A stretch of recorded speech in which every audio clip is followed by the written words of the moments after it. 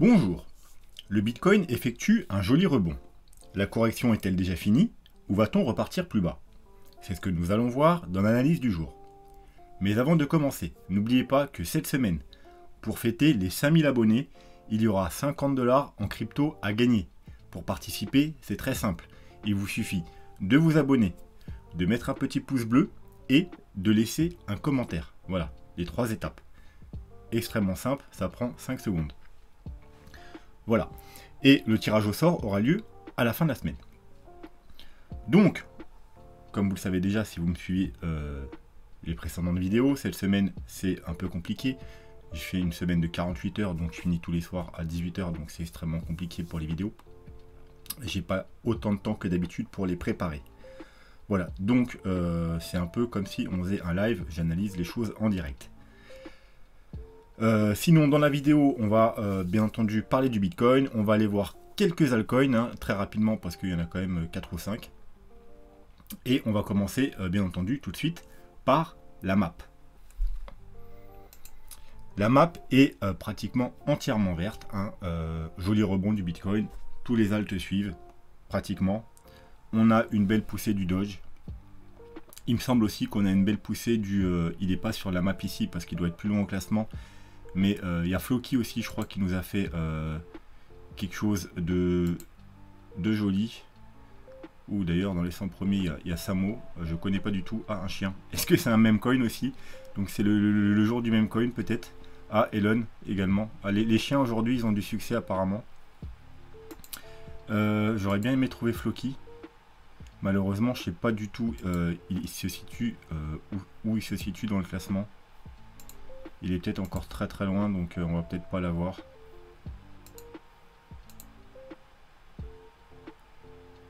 Bon, c'est pas grave. En tout cas, il y a Floki qui a fait, je crois qu'il a fait un gros bond également. Donc les petits memcom, ils sont chauds. Shiba, Doge, Samo, que je ne connais pas du tout. Hein. Je sais pas si c'est un memcoin, mais en tout cas, il y a une image de chien, donc voilà. Les chiens ont du succès. Donc voilà, la map, elle est plutôt verte. À part quelques petites exceptions. Hein. Un inch normal, il a pris un gros pourcentage hier et corrige légèrement. Le reste, je connais pas. Mais globalement, voilà. Tous les altcoins pratiquement suivent le Bitcoin. Le CryptoFear hier, sans grande surprise. Hein, je vous avais dit, avec la chute qu'on a eue hier, on allait sûrement repasser sous les 70. Mais que on va pas paniquer pour autant. Parce que si on rebondit très vite juste après, vu qu'on était sur des potentiels supports, eh bien ça peut être un fake out. Donc on verra ça demain.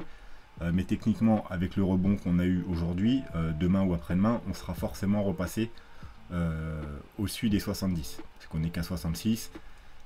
À moins qu'on recrache d'ici là. Mais sinon, les gens ils vont recommencer du coup vite fait à redevenir euphoriques. Et on repassera au-dessus des 70. Et on l'espère ensuite, si le rebond se poursuit et que ce n'est pas juste un rebond mais une reprise de la tendance haussière, repasser très bientôt au-dessus des 80 pour pouvoir aller faire des nouveaux plus hauts. Alors, ensuite, on va passer au dollar. Donc le dollar, on y jette un œil aujourd'hui tout simplement parce qu'il est en train de casser le niveau de support, le petit niveau de support qui se trouve ici. Donc voilà, donc c'est plutôt bon signe. C'est ce qu'on veut voir, hein. On ne veut pas avoir un dollar qui casse cette grosse résistance, donc les 0,38 de Fibo. Sinon, il aura la potentialité de se diriger vers la zone de rechargement de short. Et ce serait très mauvais signe pour le Bitcoin. Donc, il avait trouvé du support. Là, il casse le support. C'est plutôt bon signe. Alors, la journée n'est pas finie. Il faudra qu'il clôture en dessous. Que demain, il confirme. Et ensuite, qu'il se redirige une nouvelle fois vers ici. Ce serait plutôt pas mal. Voire même s'il veut, s'il est chaud, s'il casse et qu'il est beaucoup plus bas, ce serait encore mieux. Plus il va bas, plus ce serait bénéfique pour le Bitcoin. Voilà, donc plutôt bon signe par rapport au dollar. En attente de la clôture, bien entendu, et même de demain, la clôture de demain pour valider, parce que ça pourrait être un fake out et repartir à la hausse. Hein. Donc on surveillera tout ça. La Bitcoin dominance, toujours sur le support. Vous voyez qu'on est ici. On a fait une petite excursion, mais on est remonté très vite et on est à la mèche. Elle est repartie chercher tout simplement la petite résistance en jaune ici. Vous voyez, pile poil. Hein. Et on revient tâter le support. Donc, voilà 2 possibilités. On tient le support et on remonte du coup, on va revenir encore tester une fois la résistance ici. Et si on la casse, donc ce sera plutôt bullish pour la Bitcoin dominance.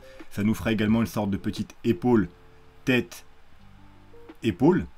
Voilà, inversée. Donc ce sera très bullish si on casse ce support. Donc ça veut dire quoi? Ça veut dire qu'il faudra plus être exposé dans le Bitcoin. On ne peut pas savoir quand ça monte la Bitcoin dominance, si les prix vont monter ou descendre, tout simplement. Parce que quand le Bitcoin il est chaud et qu'il part, souvent il laisse les alts derrière lui, les alts suivent après, donc la Bitcoin dominance monte. Mais quand le Bitcoin crash, eh bien les alts le suivent et il crash 2 fois plus. Et du coup, la Bitcoin dominance monte également. Donc quand ça monte, on ne peut pas savoir si les prix vont monter ou descendre, on peut juste savoir qu'il vaut mieux être exposé plus dans le Bitcoin que dans les altcoins. Par contre, si ça chute et si ça crash vers le bas, là, on sait de source sûre que le marché monte. Parce que les altcoins, ils ne peuvent pas monter indéfiniment sans le Bitcoin. Ils peuvent monter, ils ont en général, quand ils montent sans le Bitcoin, c'est à très court terme. C'est quand le Bitcoin, il consolide ou qu'il corrige légèrement après un gros pump. Voilà, c'est comme ça que ça marche. Donc, si on casse ce support et qu'on... plutôt, on va se mettre en daily, hop, voilà, et qu'on confirme une cassure ici, qu'on sait qu'on va aller continuer à chuter, eh bien, ça veut dire que le marché sera haussier, mais que les alts vont surperformer le Bitcoin. Donc là, il vaudra mieux, du coup, être un peu plus exposé dans les altcoins pour profiter d'une sorte de, entre guillemets, petite altcoin saison. Voilà. C'est tout ce qu'on va dire pour la dominance du Bitcoin. On va passer directement au Bitcoin. Donc, qu'est-ce qui s'est passé depuis hier? Alors, hier, j'ai plus la vidéo en tête, hein, surtout que, comme je vous dis, je l'ai fait un peu en freestyle.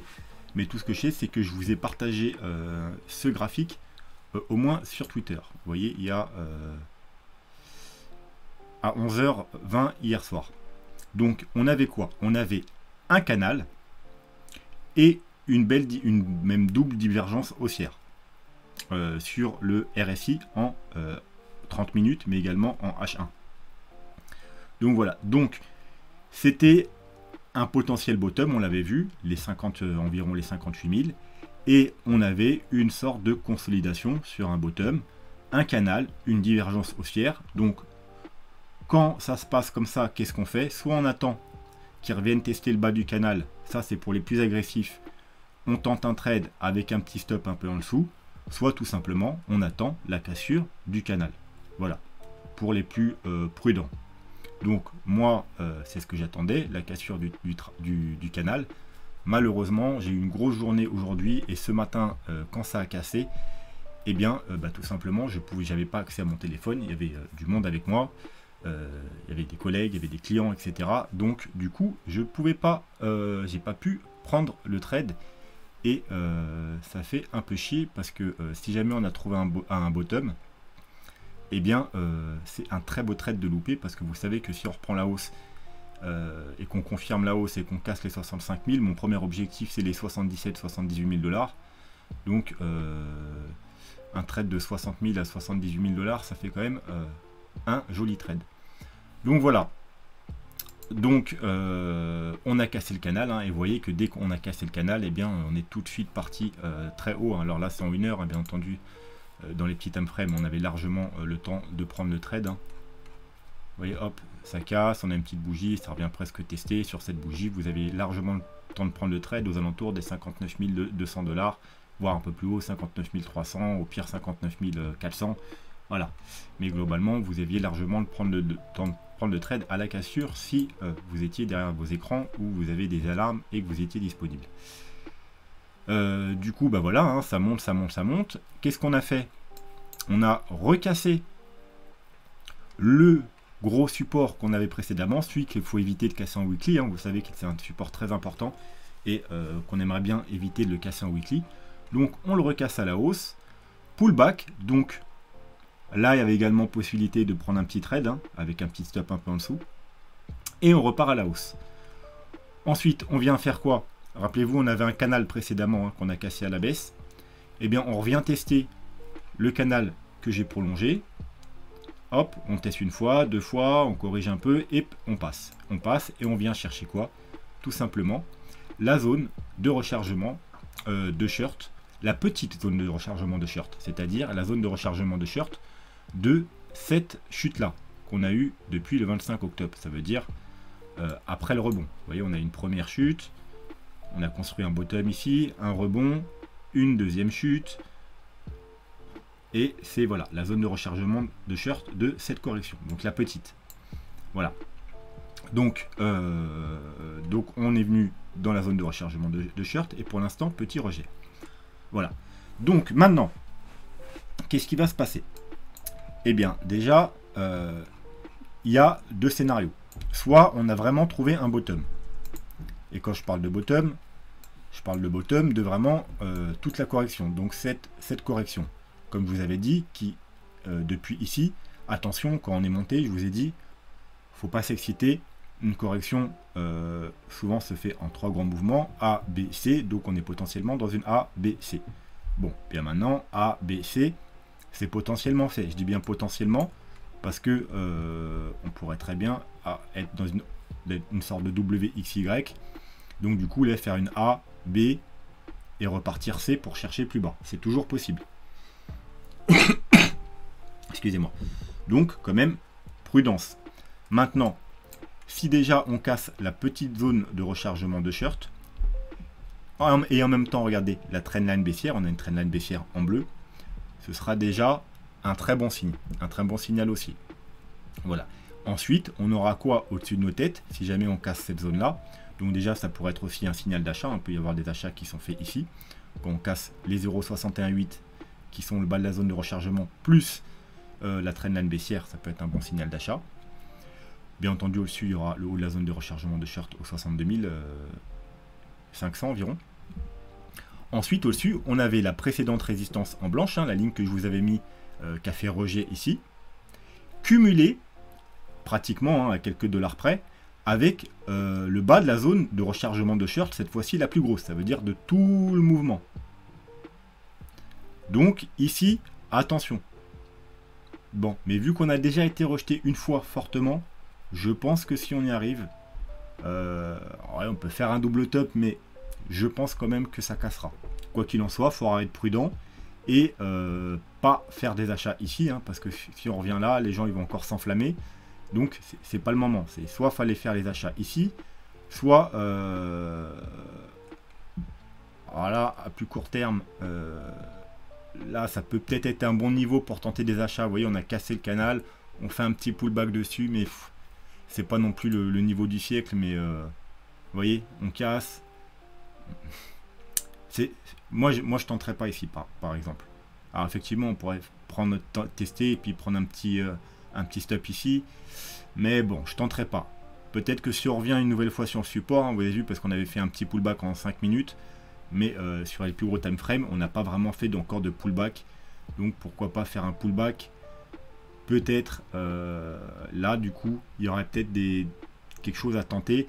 Ça nous fera en plus une sorte de épaule, tête, et si on revient le chercher, épaule inversée, vous voyez, donc pourquoi pas tenter sur l'épaule droite. Et ensuite, ceux qui ratent ici, ils pourront tenter la cassure du coup de la ligne de coup de l'épaule tête-épaule. Donc une fois qu'on aura recassé les 61 500 $. Mais mieux vaudra attendre quand même pour qu'on casse également la trendline. Mais elle sera un peu plus basse, si on le temps qu'on fasse une épaule et qu'on monte. Vous voyez, la trendline elle sera à peu près là. Donc voilà. Alors si bien sûr on descend, là ça pourrait tenir le petit canal là, et puis repartir directement à la hausse. Alors, si on a trouvé un bottom, donc ça c'est la première solution, on a trouvé un bottom ici, de toute la correction. Donc quand on trouve un bottom, on doit repartir dans 5 vagues haussières. Donc là on serait dans une vague 1, ensuite à un moment donné on aurait une vague 2, 3, 4, 5, pour aller beaucoup plus haut. Bon, donc, ceux qui ne sont pas dans le train, effectivement il y aura un petit tentative à faire si on revient choper ce niveau. Sinon il faudra tout simplement attendre la vague 2. Donc, est-ce que là on a déjà trouvé le haut de la vague 1? Et bien malheureusement il faudrait descendre dans les petits time frames. Alors est-ce que le bottom il a été trouvé là? Il a été trouvé là, donc là on aurait peut-être fait une vague 1, 2, peut-être même en flat, une 3, puisqu'on fait en plus haut, vous voyez. Là, on serait dans une 4. On serait dans une 4. On serait dans une 4. Alors, peut-être par rapport à ici. Donc, vous voyez, on est sur les 23,6 en plus. Donc là, une 4, on est déjà sur le premier objectif de la vague 4. Et en même temps, on est sur le truc. Donc là, effectivement, il y a peut-être quelque chose à tenter. Si on descend plus bas, c'est les 0,38,2. Et regardez où sont les 0,38,2 à proximité du support. Donc voilà, ici, ouais, les plus agressifs peuvent tenter ici, sur les 0,236, c'est-à-dire on a une petite vague 4. Et en même temps, on est sur le canal, donc c'est pas déconnant de tenter un truc ici. Je suis pas sûr que moi je vais tenter, mais c'est pas déconnant. Par contre, ici, ouais, c'est... Voilà, du coup, si on est bien dans une vague 4, on a les 0,38,2, donc la target principale d'une vague 4. Comment ça s'appelle? Le gros support, et juste en dessous les 0,5, hein, parce que voilà, une vague 4, il me semble que la vague 1, elle est petite, hein, vous voyez, la vague 1, c'est une très petite, donc techniquement, la vague 4 doit être forte. Donc techniquement, quand une vague 4 doit être forte, les objectifs, c'est entre les 0,36,2 et les 0,5. 0,236, techniquement, c'est pas à privilégier. Ça veut dire que si on est dans une vague 4, on aurait fait et une petite vague 2 et une petite vague 4. Donc ça veut dire que c'est juste, et c'est rare, hein, mais ça veut dire que c'est extrêmement bullish. Donc voilà, donc si on arrive dans cette zone, on peut effectivement tenter des achats.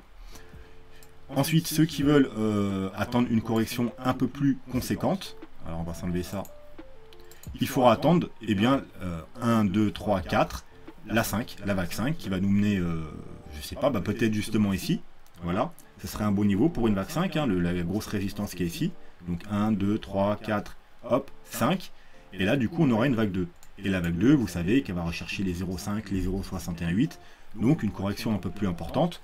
Allez, on va s'imaginer, hein. Juste imaginer que vraiment on irait jusque là. Peut-être même pas sur la ligne blanche, peut-être un peu en dessous justement, pour pas toucher à la ligne blanche, donc parfaitement par exemple au bas de la zone de rechargement de shirt. Voilà, ensuite les 0,5, on irait, ben voilà, regardez, encore une fois, ce serait magnifique, hein, mais voilà, elle serait là, elle serait exactement au même endroit, donc elle serait encore une fois comprise entre... elle encerclerait, vous voyez, le gros support. Hein. Donc ce serait à ce niveau-là. Et là, effectivement, ce serait un excellent point d'entrée. Bien entendu, une vague 1, si on est très bullish, elle peut ne pas retourner jusqu'au 0,5, 0,61,8, même si en temps normal, c'est les targets principales. Elle peut s'arrêter au 0,38,2. Donc on sera quand même très prudent et on surveillera les 0,38,2. Surtout qu'on aura peut-être... Alors je sais pas combien de temps ça va mettre, mais si c'est très bullish, vous voyez, on peut très vite monter, redescendre, et voilà, on toucherait peut-être les 0,38,2, plus un retest sur la trendline baissière, donc il faudra quand même surveiller les 0,38,2, au cas où vraiment on est très bullish, on n'irait peut-être pas plus bas. Donc bon, voilà, c'est dans le scénario, vraiment si on faisait ce que je vous dis, hein, mais on peut totalement s'arrêter avant pour la vague 1 ou s'arrêter après, donc ça on verra ça, bien entendu, le moment venu, hein. Là on essaie de voir qu'est-ce qui pourrait se passer et pour être préparé. Voilà, mais les niveaux que je vous donne, c'est juste c'est les niveaux dans la tête de Talak qui aimerait bien qu'on fasse des trucs parfaits, mais le Bitcoin il fait ce qu'il veut, donc voilà. Bref, voilà, ça c'est pour le court terme. Ensuite, ce graphique là, qu'est-ce qu'il nous dit? Eh bien ce graphique là il nous dit que bah, c'est plutôt cool, parce qu'on ce qu'on veut pas nous c'est clôturer en dessous ce canal. Alors je vous rappelle, hein, c'est un canal qui se regarde en weekly, hein. Donc voilà, vous voyez, en weekly on fait juste une mèche, hein, tout va bien, comme je vous avais dit hier, faut pas paniquer, c'est un canal weekly, tant qu'on ne clôture pas en weekly en dessous, c'est bon. Parce que vous savez, ce canal très pertinent, quand on casse la médiane on vient chercher en bas, quand on casse la médiane par le haut on vient chercher le haut, et voilà, à chaque fois c'est pareil, quand on casse le canal, et bien après il joue résistance, la médiane joue résistance, quand on la casse on va chercher le haut. Donc techniquement là, si on arrive à le casser, pour l'instant c'est pas encore fait, on a juste fait un fake out par le haut, vous voyez, avec une grosse bougie de rejet. Et là, potentiellement, là on fait un fake out par le bas. Donc vous voyez, et là pour l'instant, si on clôture comme ça la semaine, enfin, je pense pas, il y a encore du temps, c'est une bougie d'incertitude. Et là c'était plutôt une bougie bearish, hein. Bref, si on clôture la semaine au-dessus du coup de ce canal, et bien les objectifs du canal, c'est tout simplement la flèche qui est ici, vous voyez la flèche bleue, en fait c'est la hauteur du canal reportée en haut, et ça nous met sur la ligne orange qui est environ aux 78 000 $. La ligne orange, je ne l'ai pas tracée parce que c'est le haut de la flèche, c'est tout simplement une extension Fibonacci. C'est les 1, vous voyez, le carré, le rectangle orange, là, c'est la zone, la première target par rapport aux extensions Fibonacci des sous-vagues qui est ici, des petites vagues qui est ici. Et du coup, la ligne orange, c'est les 1,68, la target principale. Donc, il y aura sûrement de la résistance à ce niveau.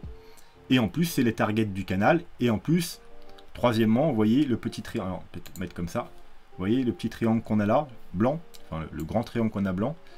Les deux derniers tops de 2017 et des 65K, et bien voilà, ça correspondrait également. Toute cette zone, il faudra être très prudent aux alentours des 77-78. Et donc, c'est une zone où il faudra penser à prendre des profits, ceux qui sont entrés en trade plus bas. Et il y aura forcément une réaction dans ces niveaux. Ça ne veut pas dire qu'on va trouver un top. Hein. Moi, je pense que si on vient jusque-là, après, on ira plus haut. Hein. Vous savez que mes targets, moi, c'est plus autour des 130 000, 150 000 $. Mais voilà, il faudra faire attention vers ces niveaux-là, vers les 78 000 $. Et pour finir, alors hier, je vous ai montré, rappelez-vous, la courbe logarithmique.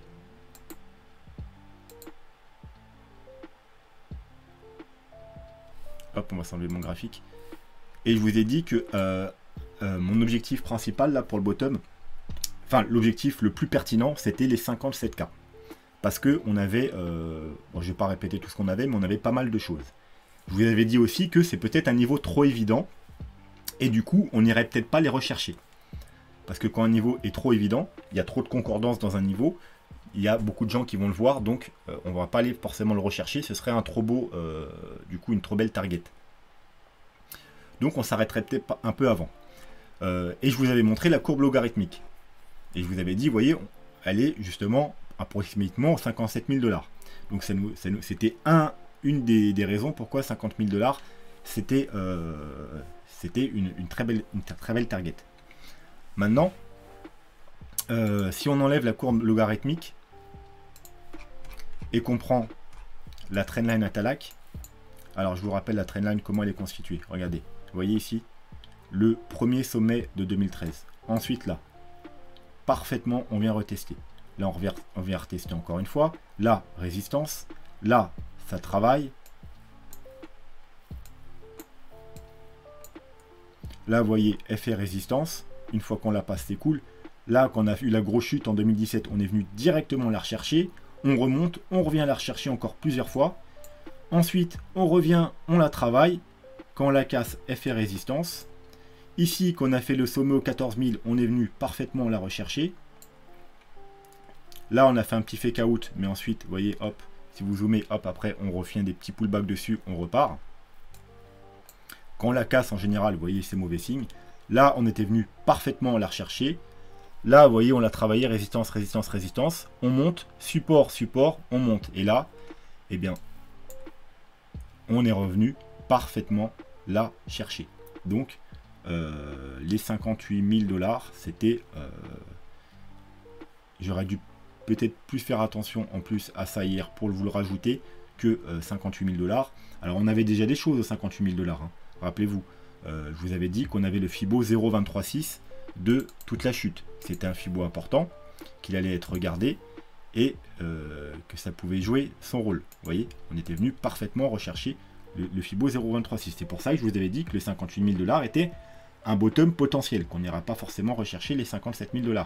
Et qu'il fallait du coup aller dans les petits time frames pour voir si on avait quelque chose qui se construisait, si on avait une structure. Parce que vous savez que pour prendre un trade, il nous faut une localisation. Donc on avait les 0,236. On avait également, comme vous pouvez voir parfaitement, ma trendline. On avait également autre chose, je me souviens plus quoi, mais on avait autre chose. Ah, on avait, je crois, la moyenne mobile. Moyenne mobile EMA 21 daily. Et peut-être quelque chose en Ishimoku, je sais plus. Bref, on avait quand même un petit peu de support au 58 000, même si c'était moins important que le 57 000.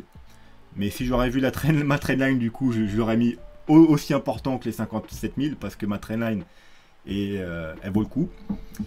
Et du coup, voilà. Donc, potentiel support. Ça a bien joué son rôle. On descend dans les petits time frames. C'est ce que j'ai fait hier, descendu dans les petits time frames, voir s'il y avait quelque chose qui se construisait. Il y avait une consolidation qui se construisait. Un canal, une divergence haussière. Donc voilà, c'était plutôt parfait. Voilà, donc on n'est pas allé chercher les 57K, cible un peu peut-être trop en vue. Voilà, parce que les gens, eux, ils ne la voient pas, ma trendline, il n'y a que vous. Hein. Il n'y a personne qui a cette trendline, hein, je pense pas. Hein, enfin, je crois pas. Dites-moi si vous l'avez déjà vu autre part, mais je ne pense pas. Et voilà, du coup, ma trendline, encore une fois, elle a bien joué son rôle. Donc, pour finir, c'est bizarre que j'ai pas de... Bon, on va tout simplement changer de graphique. Hop. Alors, vous voyez, ça c'est le graphique que je vous ai donné hier. Vous voyez, je vous avais dit on est parti chercher les 0,6, donc on va se l'enlever quand même parce que voilà. Donc, techniquement, vous savez que le plan principal, tant qu'on n'a pas cassé cette zone-là, le carré bleu, c'est ça. Hein. Voilà, donc on s'arrête au milieu de nulle part pour l'instant, mais comme je vous ai dit, la correction, elle n'est pas forcément terminée. Hein. Donc on pourrait venir chercher le bas. Si on devait avoir une nouvelle jambe baissière, on pourrait effectivement du coup revenir chercher le bas aux 57 000. Voilà, aux 57 000 notamment, il y a les zéros. Alors je vous rappelle, c'est quoi ça? C'est tout simplement qu'on est dans une 1, 2, 3, 4, 5. Donc on met le Fibo en bas de la 2, en haut de la 3. Et vous voyez, ça nous donne le carré bleu. La target d'une 4, les 0,23,6, les 0,38,2. Là, c'est cette target-là. C'est pas parce qu'on a une forte 1. Forte 1, donc faible 2. Donc faible 2, on ne priorise pas, enfin bref, vous avez compris, les 0,5. On priorise, il faudrait que vous me disiez en commentaire comment on dit ce mot. On priorise. Peut-être que ça doit être ça. On met en priorité les 0,23 et les 0,38,2. Donc on aime bien quand ça vient toucher parfaitement un niveau, mais c'est pas obligatoire, vous le savez. Hein. C'est pour ça qu'on met un rectangle. C'est parce que c'est le rectangle, la zone d'achat, et il faut chercher des achats dans la zone d'achat. Voilà, et pas parfaitement sur les Fibo, parce que ça ne vient pas toujours chercher parfaitement un Fibo. Quoi qu'il en soit, si la correction n'était pas finie et qu'on devait rechuter, bien là, du coup, vous savez que c'est les 57K qu'on va regarder très attentivement pour tenter des achats. Si on devait casser cette zone-là, eh bien, oui, on pourrait rechercher un peu plus bas les Fibo 0,5, pourquoi pas. Mais vous savez que ce scénario-là, il perdrait un peu en valeur. Et du coup, on serait peut-être... alors là, je me répète, je sais, mais il y a des nouveaux. Dans un scénario, on aurait peut-être fait une sorte de 1, 2, 3, 4, quelque chose comme ça. Et en fait, on aurait fini la vague 5. Et du coup, eh bien là, on serait tout simplement dans une vague 1, 2. Et donc une 2, vous savez que ça va chercher plus bas. Et c'est pour ça qu'on a les targets là. Voilà, donc si on casse là, les prochaines targets, c'est entre les 53 500 et les 50 175. Et vous savez que si on casse les 50 175, moi je passe bearish. Voilà. Parce que non seulement du coup ça dira qu'on est peut-être plus dans une 1, mais dans un scénario bearish, c'est-à-dire un scénario... quel graphique je peux prendre?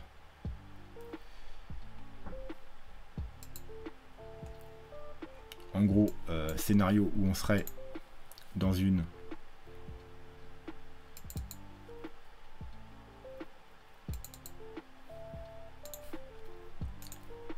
A, B et C. Voilà. Donc voilà. Moi je passerai dans ce scénario-là. Voilà. Donc 50 000 $, on a du coup les targets d'une vague 1. On a également, regardez, la médiane du canal. Et vous savez que si on casse la médiane du canal, eh bien, d'après le graphique, on va aller rechercher plus bas, c'est-à-dire les 41 000, 42 000 $. Et en plus, on casserait également la trendline long terme qui dure depuis le mois de mars l'année dernière. Donc 1 an et demi, plus d'1 an et demi. Donc c'est pour ça que moi je passe bearish si on casse les 50 000 $. Pour l'instant je suis dans un scénario bullish. Ça veut dire que pour l'instant j'estime qu'on a trouvé un bottom ici. Et que là on fait une vague 1, 2, on cherche une 3, ensuite il y aura une 4 et une 5 pour finir avec théoriquement des objectifs aux alentours des 130 000 $ minimum. Si par contre on casse les 50 000 $, je passerai bearish. Voilà. Je pense que sur le Bitcoin, ce sera tout. On va juste aller jeter un œil pour voir si on a des confirmations d'indicateurs. Alors, en weekly, alors, en 3 jours, il n'est toujours pas passé bearish. Vous voyez, là, on n'est pas encore passé en dessous de la zone de surachat. Donc, on n'a pas confirmé qu'on est bearish sur le MACD, sur le stock RSI. et non plus sur le MACD. Donc on est toujours bullish. Comme je vous ai dit hier, ne vous inquiétez pas. Pour l'instant, dans les grands time frames, c'est-à-dire le 3 jours et le weekly, c'est encore bullish. Voilà, on est juste bearish en daily. Donc maintenant on va voir le daily, qu'est-ce que ça donne. On est toujours bearish pour l'instant. Le rebond, il n'a pas encore été répercuté sur les indicateurs. Mais si on devait continuer à rebondir, eh bien, on attendra pour être sûr qu'on soit bien bullish. Une confirmation du stock RSI. Lui, ça va venir très vite. Il est très rapide, le stock RSI. Donc, c'est-à-dire il y aura un croisement. Vous voyez, en plus, il est déjà tout en bas. Hein. Et on va repasser au-dessus de la zone de survente. Première confirmation. Deuxième confirmation, ce sera le MACD qui recroisera à la hausse et qui nous donnera des bougies vertes. Après, je vous avais dit aussi, pour ceux qui cherchent des trades dans les plus petits time frames, bien entendu, vous surveillez le 4 heures. Et le 4 heures, on a eu première confirmation ici même, ça veut dire sur la petite bougie ici, et le MACD, lui, il a donné que sur cette bougie. Donc malheureusement, un peu tard. Un peu tard. Alors bien entendu, hein, après, vous pouvez vraiment descendre dans les tout petits time frames, mais en 2 heures par exemple. Et là, du coup, on a peut-être eu les validations avant. Vous voyez, on a eu sur cette bougie-là à peu près. Donc voilà, si vous descendez en 2 heures, quand on a cassé le canal, eh bien, vous avez déjà eu les confirmations. Donc ça, vous pouvez faire ça aussi. Parce que rappelez-vous, il y avait le canal, divergence haussière, on casse le canal, vous jetez un œil en 4 heures, vous voyez qu'il n'y a pas encore les confirmations. Du coup, vous descendez en petit time frame, 2 heures, et vous voyez que quand on a cassé le canal, c'est-à-dire sur la grosse bougie-là, on avait déjà eu depuis une bougie toutes les confirmations. Donc ça vous appuie le fait, c'est comme je vous disais tout à l'heure, la confirmation indicateur. Hein, on a une localisation, on a une structure, un canal, on a même 2 confirmations indicateurs. Première confirmation indicateur, c'est la divergence haussière. Deuxième confirmation indicateur, MACD stock RSI sur un petit time frame. Voilà. Sur ce, ça sera tout pour le Bitcoin. Du coup, on va passer au Shiba. Le Shiba. Et bien voilà, hein, sans grande surprise, il corrige. Hein, je vous avais dit, on est dans la zone de target. Hein, donc il y aura forcément des gens comme moi qui vont prendre leur profit. Hein. Moi j'ai pris des petits profits là, j'ai petits profits là. Et je vous ai dit après, moi j'attends tout en haut pour prendre des profits. Donc on n'a pas été tout en haut. Hein, donc là j'ai pas pris de profit ici au sommet. Donc voilà, ça corrige. Ça corrige. Maintenant, quels sont les targets? Donc déjà ce matin, on a été chercher quasiment, vous voyez, à quelques dollars près, enfin quelques dollars, quelques mini centimes près, la cible ici. Hein. Je vous avais dit, les plus agressifs, vous pouvez tenter un achat ici. Hein. Et après, on est remonté tout en haut, je crois on a fait plus de 30%. Donc si on a compris, vous avez pu faire 30% de un petit trade assez sympa. Bon, maintenant on rechute. Donc il y a sûrement une correction ou une consolidation qui se met en place. Alors soit ça va consolider, ça va pas aller plus bas, et on va repartir encore à la hausse pour une autre jambe haussière. Et dans ce cas-là, on va peut-être aller au moins jusque-là. Hein. Voir, comme vous savez, il y a des targets au-dessus, plus haut. Donc là, je vous dis les chiffres. On oublie les zéros devant, hein, mais en gros, c'est les 96. Ensuite, du coup, là, ce sera les 12. Et là, les 14. Donc là, on est à 7. Ça veut dire potentiellement 1 x 2 jusqu'ici. Et si on devait corriger plus profondément, eh bien, tout simplement... Comme je vous ai dit, on est sûrement dans une 1, 2, 3, 4, 5. D'ailleurs, ouais, donc il y aura une grosse correction qui nous attend, les cocos. Vous voyez, parce qu'en plus, on va se mettre en lélie, vous voyez. Là, vous la voyez bien, les vagues. Une vague 1, une vague 2, une vague 3 qui fait un plus haut, une 4, comme je vous avais dit en triangle, une 4, et là une 5, qui pour l'instant, vous voyez, on fait clairement un plus haut, hein, un très très très plus haut, et pourtant, on fait un léger plus bas sur le RSI. Vous voyez, on fait un plus bas. Donc divergence sur la vague 5. Ça, c'est la vague 5. Et après la vague 5, il y a quoi? Eh bien, ça veut dire qu'on a fait 1, 2, 3, 4, 5, on a fait une grande vague. Et après, eh bien, il y a une vague 2. Et vous savez que les vagues 2, les targets théoriques d'une vague 2, c'est 0,5, 0,618, mais pas sur les altcoins. Les altcoins, je vous ai dit, il faut descendre d'un cran. Surtout les altcoins qui pump. Les altcoins qui pump très fort, vous pouvez même descendre de 2 crans. Donc, on va se mettre... Alors, attendez, peut-être qu'on est... Je vous ai pas dit qu'on a trouvé un top, là. On est peut-être dans une sous-vague. Hein. Il nous reste peut-être une dernière petite jambe haussière. Mais en tout cas, vous voyez, une dernière petite jambe haussière. Mais en tout cas, on est proche d'un top. Donc, très, très prudent. Donc, si on a fait... une grande vague 1, alors pour l'instant je le mets ici, hein, si on va plus haut on ajustera, et bien la target principale, ce sera entre les 0,618 et les 0,60 et non pas les 0,6, 0,618 parce que ça a trop pump pour que ça corrige juste ici. Alors c'est possible hein, que ça s'arrête juste ici, mais en tout cas les 0,5 je les vois pas. Donc au minimum les 0,68. C'est pour ça que je vous dis la target principale, c'est celle-là. Et vu qu'il y a eu vraiment un très gros pump, ça pourrait même aller rechercher soit les 0,85 qui sont pas affichés mais qui sont à peu près là, soit les 0,90. Mais déjà ça, c'est une bonne target. Si par exemple vous voulez racheter en DCA, bah, vous achetez ici, vous achetez ici, vous achetez ici. Après, juste vous priez pour que ça remonte un jour. Parce que ça remontera pas forcément. Mais pour ceux qui ne savent pas, le Shiba Inu, c'est pas comme le Doge. C'est pas juste un meme coin. Il y a vraiment un projet derrière. Il y a beaucoup de choses derrière. Alors vous voyez, par exemple, pour l'instant, il est sur la blockchain Ethereum. Mais il va créer sa propre blockchain. Et il va créer d'autres choses. Je ne vais pas vous faire une analyse fondamentale, c'est pas le but. Vous savez que ma chaîne, moi, je ne fais pas trop d'analyse fondamentale. Mais si vous êtes un peu intéressé, allez chercher, tapez sur YouTube Shiba Inu fondamental et vous allez voir que c'est pas un meme coin. C'est un meme coin en théorie à la base, au tout début peut-être quand ils l'ont créé, mais c'est pas un meme coin. Il y a vraiment quelque chose derrière. C'est pas plus un shitcoin que 90% des altcoins du marché. Voilà. Alors c'est pas un ADA, c'est pas un DOT, c'est pas un Solana, mais c'est pas un meme coin. Du moins c'est plus un meme coin. Voilà. Donc je pense pas que lui il ira à zéro ou quoi, parce qu'il y a quand même un gros projet derrière. Voilà. Donc techniquement, quand on aura trouvé le sommet, bonne zone de rachat. Bien entendu, si on devait, on est dans une petite sous-vague là, par exemple une sous-vague 4, je sais pas, 1, 2, 3, 4, et là on va faire une 5, et qu'on va un peu plus haut, soit là, soit même plus haut, il faudra bien entendu réajuster la zone d'achat. Mais globalement, voilà, on verra ça de toute façon au fur et à mesure. Donc en tout cas, c'est pas le moment d'acheter, hein, les mecs, hein, toujours, en achetez pas, hein, même si on corrigeait un peu. Attendez vraiment, alors bien entendu, hein, si on revient toucher ce sommet, ou ce sommet, pourquoi pas, mais je vous dirais d'attendre une grosse correction maintenant. Si vous voulez du Shiba, soyez patient. Après un gros pump comme ça, il y aura une grosse correction. Donc attendez la grosse correction. C'est trop tard maintenant. On est beaucoup trop pour tenter des achats prudemment. Voilà.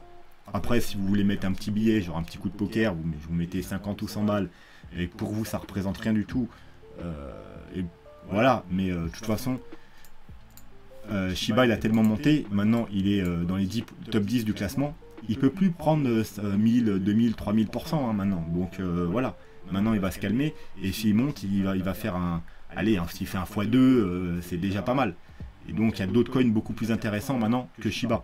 Voilà, notamment peut-être Floki. Peut-être qu'on ira acheter un œil demain. Donc, Xem. On m'a demandé Xem, Nem. Donc, les vagues d'Elliott, il y a deux possibilités. Soit, vous voyez, je l'ai mis en mensuel parce qu'on voit clairement, vous voyez. Soit on est dans une vague 1. Tout ça, c'est une vague 1. Là, c'est une vague 2. Et après, on va faire une 3, 4, 5. Ce qui veut dire que son bull run durera assez longtemps. Et cette possibilité, elle existe également sur le Bitcoin. Vous savez, je vous en ai déjà parlé d'un bull run un peu plus long. Et sur tous les autres altcoins. Ça ne va pas être le sujet du jour, mais c'est la première possibilité. Deuxième possibilité, on a fait une vague 1. Vous voyez là, une vague 1. Une vague 2, une vague 3, une vague 4, et là tout simplement on va avoir une vague 5. Voilà, donc ça c'est les deux plans Elliott. Le plan traditionnel, on a fait une vague 4 et il nous reste une vague 5 à faire. Et dans ce cas-là, eh bien lui vous voyez, il n'a même pas été rechercher les 0,236, il est encore très bas, il est proche du bottom, donc il a un potentiel énorme. Le Bitcoin, je vous rappelle, il est dans cette zone-là, hein, par rapport. Lui il est encore là. En plus, regardez, il est sur une trendline haussière. Alors là, on est en mensuel, vous ne vous rendez pas compte, mais on va passer juste en weekly. Voilà, vous voyez, c'est une trendline assez long terme hein, qui dure depuis le mois de mars. Hein, c'est un peu comme la trendline du Bitcoin. Donc, il est sur la trendline. Donc, excellent niveau d'achat, parce qu'on peut mettre un petit stop un petit peu en dessous de la trendline, hein, pas trop près, on peut faire des mèches, hein, vous voyez, comme ici. Donc voilà, donc bon niveau d'achat, gros potentiel. Gros potentiel tout simplement parce que il est encore tout en bas hein, par rapport au top du mois de mars de cette année. Il est tout en bas, hein, il n'a rien fait hein, par rapport au bottom du mois de juillet, on n'est pas très haut non plus. Donc gros potentiel, peut-être un beau W qui se dessine, vous voyez là. Voilà, hop, on fait un plus bas. Si ça tient et si on casse ce niveau, en tout cas ouais, si on casse ce niveau, ce sera ouais, c'est un niveau assez important quand même celui-là. C'est un niveau assez important. Est-ce que par le passé il était important? Ouais, plus ou moins. Vous voyez ici on a trouvé là il y avait du rejet, là on a été rejeté. Donc voilà, ça nous validerait un beau W. Hein. Les plus prudents attendront qu'on casse ici. Les plus agressifs, vous pouvez acheter dans cette zone-là. Voilà. Et surveillez par contre si on commence à clôturer en weekly en dessous de cette trendline, là ça commence à puer du cul et il faut penser à sortir. Voilà, mais uniquement si on clôture en weekly. Hein. Parce qu'on peut faire des mèches en weekly, on peut aller dessous en daily, vous voyez comme là, c'était même un beau fake out, vous voyez on n'a pas eu la confirmation de la deuxième bougie. Mais voilà, sur les petits time frames, on peut aller un peu en dessous. Par contre, faut éviter de clôturer dessous en weekly parce que sinon, voilà, ça pue. Voilà, ce sera tout pour le NEM. Ensuite, le SPL. Alors, je connaissais pas du tout ce coin et d'ailleurs, il n'est pas très vieux apparemment. J'ai pas trouvé. J'ai été voir sur toutes les plateformes et il n'y a pas avant le mois d'avril 2021.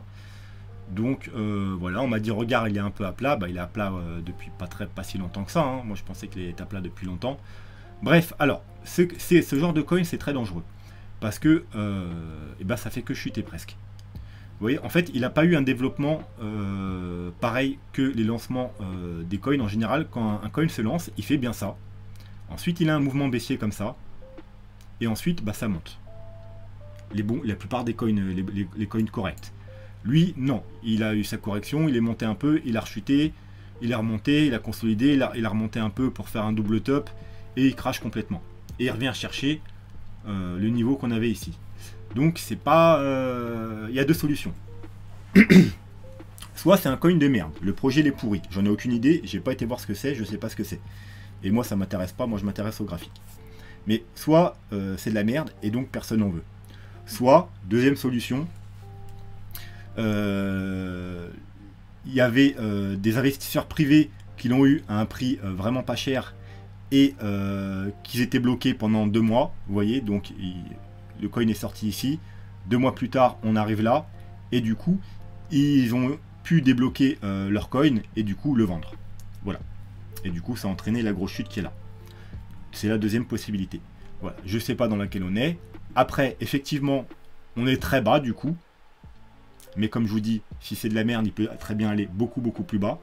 On est venu rechercher ce niveau-là. Là en co-solide, on a presque des divergences haussières. Je dis presque parce qu'on n'a pas fait de plus bas pour l'instant. Alors d'ailleurs on pourrait faire un plus bas, vous voyez, casser ce gros support pour faire, peut-être pour sortir les gens, pour faire peur aux gens. Faire un plus bas et du coup on aura une belle divergence haussière. Pour l'instant c'est une pseudo divergence haussière parce qu'on est quasiment sur un support, vous voyez, si vous mettez comme ça, vous voyez. Là d'ailleurs on fait un plus bas par rapport à ici. Et ici vous voyez, là on a une divergence quand même. On n'a pas une divergence par rapport à ici, mais voilà, c'est quand même une pseudo-divergence haussière. On est sur un gros support. Les plus agressifs, on achète. On met un petit stop un peu en dessous. Hein. Ça se tente, hein, parce qu'il y a un énorme potentiel du coup. Vous voyez bien, il est complètement... il est tout en bas. Hein. C'est un nouveau coin, ça veut dire il a jamais eu encore eu de pump. Enfin, le premier pump là, et là le pump, il n'a pas dépassé le premier. Donc c'est le pump initial. Hein. En général, vous savez que le pump initial, c'est rien comparé à ce qui suit. Il est déjà à 41 centimes, là on est à 6 centimes, hein. Donc rien que pour aller en haut, ça fait du x5, et si vraiment après il devait, si vraiment c'est un projet minimum intéressant et qui doit avoir un bull run, il y a du très gros potentiel. Ça nous fait potentiellement, vous voyez, un W si on vraiment monte. Donc il y a 3 solutions. Ah, vous voyez, en plus c'est pas un niveau non plus inopportun ici. Tac ici, tac ici, tac ici, presque ici, ici. Donc gros niveau. Donc il y a 3 solutions. Soit vous êtes agressif, vous achetez là, un petit stop un peu en dessous. Attention, pas trop ou pas le stop du tout. Hein, si vous préférez investir, vous dites moi c'est qui tout double, même si ça va à 0, je reste dedans, pas le stop. Parce que comme je vous ai dit, pourrait aller un peu en dessous pour faire peur aux gens, pour casser ce bas là. Et alors soit on a déjà eu le fake out qui fait peur aux gens, c'est celui-là. Vous voyez, donc le support était là. Et ailleurs on a sorti à 7 gens, et là on consolide, on va remonter. Soit ça n'a pas suffi, on va devoir recommencer aller un peu plus bas, et comme je vous ai dit, après remonter, et du coup avoir une très belle divergence, parce que je pense pas que le RSI il ira plus bas que ce bas là. Donc ça nous fera une très belle divergence daily, peut-être même à weekly, je suis pas sûr. Non, on n'a rien en weekly. Et ça nous fera également une divergence 3 jours, vous voyez, si on va un peu plus bas, on va sûrement quand même diverger. Donc ce sera intéressant. Mais on va pas forcément le faire. Comme je vous dis, on a peut-être eu là le petit check-out pour sortir, pour faire peur. On va peut-être repartir à partir d'ici. Donc si on repart à partir... Donc soit vous êtes agressif, vous achetez là avec un petit stop un peu en dessous, pas trop serré. Soit vous attendez qu'on casse la trendline. Vous voyez la trendline, 1, 2, 3 touchettes, presque 4 et 5. Donc vous attendez qu'on casse ici, hein, on n'est pas très loin. Hein. Là on est à 6 centimes. Là si on casse ici, on sera à 7 centimes. Hein. Vous voyez, vous n'êtes pas à 1 centime près. Ou les plus prudents encore, mais là du coup vous aurez pris un peu moins intéressant, vous attendez qu'on casse ce gros niveau là, pour valider en même temps le W. Voilà, et là du coup vous achèterez aux alentours des 10 centimes. Bon, c'est pas encore énorme, vous voyez le top là c'est 40 centimes, et encore un x4 juste pour retourner au top. Donc c'est quand même intéressant. Voilà, mais moi je trouve ici c'est plus intéressant, parce que vous pouvez mettre un stop un peu en dessous. Ici, si vous prenez le trade ici, à la cassure, bon, vous mettrez un stop un petit peu en dessous, ou c'est plus prudent, mettre un stop ici. C'est comme ça que ça joue en général. Moi, non. Si on casse, je mets un stop en dessous, un peu en dessous, parce que si on réintègre, pour moi, c'est que voilà, c'était un fake out. Et si vraiment, en fait, le fake out, c'était le pullback et la cassure ici, et ben, je retente, tout simplement, quand on recasse, avec un autre stop ici. Hein, donc deux stops ici, ça me ferait quand même moins cher qu'un stop tout en bas. Vous voyez. Et il y a peu de chance en général que les deux stops soient pris, parce que double fake out, c'est plutôt rare. Voilà, donc à surveiller. Je vais mettre une petite alarme parce que je vais le surveiller également. Je vais sûrement tenter également si on...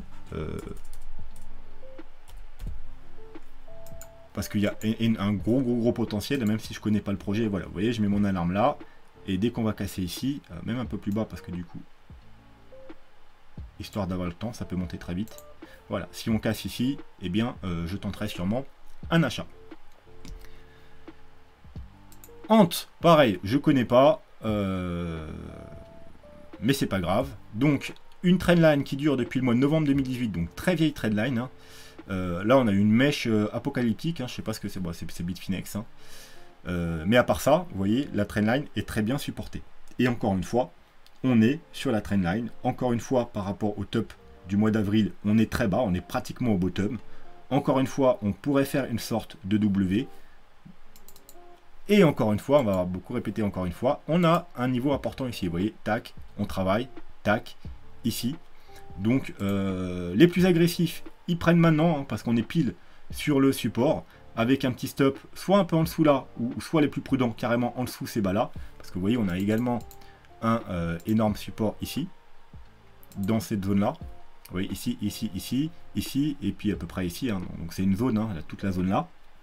Donc les plus prudents, un peu ici. Ça fait quand même un stop un peu loin, mais voilà. Sinon, un petit peu en dessous de la trendline. Et donc, les plus agressifs, ils prennent ici. Les plus un peu plus prudents, ils attendent la cassure, vous voyez, de cette trendline baissière. 1, 2, 3 touchettes, 4 touchettes. Et les encore plus prudents, ils attendent la cassure de ce gros niveau de résistance qui validera en même temps une sorte de W haussier. Voilà. Donc, très intéressant également. En plus, c'est un coin qui, vous voyez, il est quand même régulier. Bon, à part la mèche là, mais on va pas la compter, à mon avis, elle apparaît pas partout. Hein. Il devait y avoir un manque de liquidité. Mais il progresse régulièrement, mais sûrement, il y a vraiment, il est pas mal, il est intéressant. Alors, je sais pas du tout c'est quoi le projet, mais en tout cas, le coin, il est plutôt stable dans sa montée. Il monte doucement, mais sûrement. On voit pas forcément combien il a pris en tout, jusqu'en haut. À 11 000%, vous voyez, doucement mais sûrement avec 11 000%. Donc voilà, il y a quand même du potentiel de hausse, je pense. Voilà, donc voilà, c'est tout ce qu'on peut dire sur Ant. Et pour finir, TLM, alors ça c'est nouveau, hein, je le sais, je le connais parce que moi je l'ai eu gratos. C'est sorti sur Binance, il suffisait de stacker des BNB et il vous en donnait. Donc voilà, moi j'avais stacké des BNB, j'en ai eu un peu. Et puis en plus, j'en avais racheté un petit peu en bas quand il était parti bien plus bas. Du coup, j'en avais racheté un peu. Du coup, voilà, si je cumule les deux, je l'ai quasiment eu gratos. Donc, alors lui, par contre, il fait un peu peur parce que regardez. Alors, oui et non. On en avait déjà parlé. Hein, je vous l'ai montré il y a une semaine ou deux. On me l'avait déjà demandé. Il y a un triangle. Voilà, donc je vous avais dit potentielle zone d'achat sur le triangle. Non seulement on est sur un triangle, mais en même temps, vous voyez, résistance horizontale. On est venu taper là. Là, on travaille. Là, on a travaillé un peu. Là, support, support, support. Là, support, support, support, support pendant très longtemps d'ailleurs. Hein, vous voyez, pendant 3 semaines, il a tenu. Hop, on croit que ça va partir. Et en fait, là. Mais est-ce que c'est un fake out pour sortir tout le monde? Eh bien, c'est possible. Pourquoi je vous dis c'est possible? Regardez le RSI. On a une trendline baissière. Là, on est venu casser la trendline baissière. On s'appuie, on monte. Et là, regardez, pullback. On n'a pas encore validé la cassure baissière sur le RSI. C'est un pullback. Donc là, ça nous indique que tant qu'on n'a pas cassé sur le RSI, on n'a pas validé la cassure baissière. Donc c'est potentiellement un fake out. Si demain, on rechute un petit peu et qu'on casse le RSI, ok, là, c'est validé. Là, sauf qu'il peut. Parce qu'on casse un gros support, on casse la trendline. Donc, attendez pour... attendez. Sortez TLM et attendez qu'on dessine quelque chose. Mais là, si on casse double support, plus trendline RSI, triple cassure, confirmation, vaut mieux sortir parce qu'on ne sait pas jusqu'où ça peut aller. Ça pourrait aller retester le bottom qui est ici. Ça pourrait tester la target du triangle. Ouh, c'est tellement bas que ça fait peur. Ouais, non, ça irait à 0. Donc ça peut aller très bas.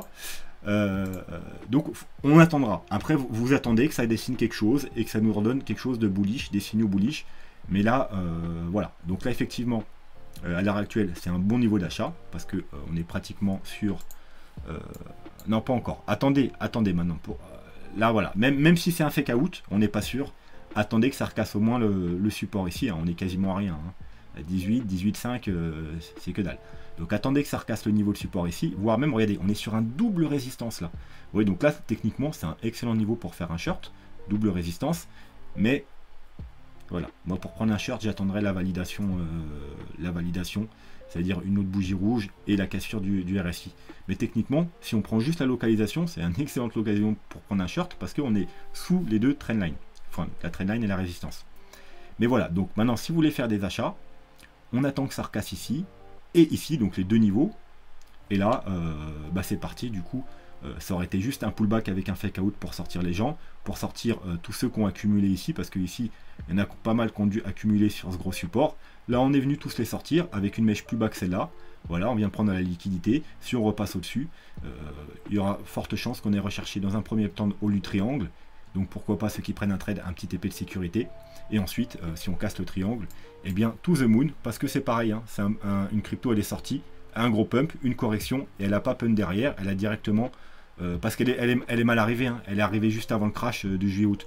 Donc elle est arrivée, elle a pump, elle a corrigé, on est arrivé 21 mai, c'est là où les cryptos ont commencé à cracher, elle a suivi le mouvement tout simplement. Donc elle n'a jamais pump, donc elle est encore bas, vous voyez, ça nous fait aussi une grosse, ouais, si vous pouvez voir comme ça, hop, comme une méga consolidation, hein, vous voyez, une méga consolidation, un méga range. On pourrait le mettre un peu plus bas ici, hein, mais voyez, ça nous fait un gros range. Donc des niveaux très intéressants, des prix très intéressants. Parce que pareil, le projet je ne le connais pas, mais du coup il n'a pas encore eu de pump.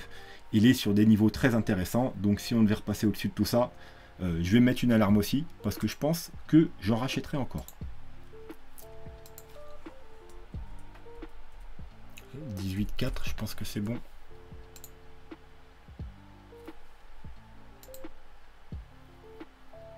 Peut-être un peu plus haut quand même. On va s'enlever. Hop. Voilà. Très bien. Et ce sera tout pour ce soir. J'espère que ça vous a plu. N'oubliez pas de vous abonner, le pouce, le commentaire pour participer au tirage au sort. N'hésitez pas à me demander vos altcoins préférés en commentaire. Et je vais rajouter un truc. Parce que des fois, on me demande beaucoup d'altcoins. Donc, il y a des gens, régulièrement, ils se servent de ça et ils me font des petits dons. Voilà. Alors, quand vous me faites un petit don comme ça, ou même si vous m'envoyez un don sur une de mes adresses qui est sous les vidéos, demandez-moi, enfin, si vous souhaitez une analyse, un altcoin que j'analyse. Comme ça, je prendrai en priorité votre altcoin. Forcément, si vous me faites un don et que vous me demandez un altcoin, ben, je vous mettrai en priorité, je vous analyserai dès le lendemain votre altcoin. Donc, ceux qui me font un don, Vous me demandez jamais d'alcoin, bah demandez-moi. Si vous me faites un don, demandez-moi un alcoin, si vous avez un alcoin préféré, et je vous l'analyserai du coup en priorité. Voilà, parce que des fois j'ai du mal à choisir, parce que des fois on m'en demande trop. Donc voilà, je suis obligé d'aller regarder tous les graphiques pour voir lequel est intéressant, ou de voir celui qui est le plus demandé, donc voilà. Donc ceux qui font des dons, demandez-moi un alcoin, au moins, voilà, je saurai que lui, je le prendrai en priorité. Voilà, sur ce, je vous souhaite une très bonne soirée, et je vous dis à demain. Tchuss!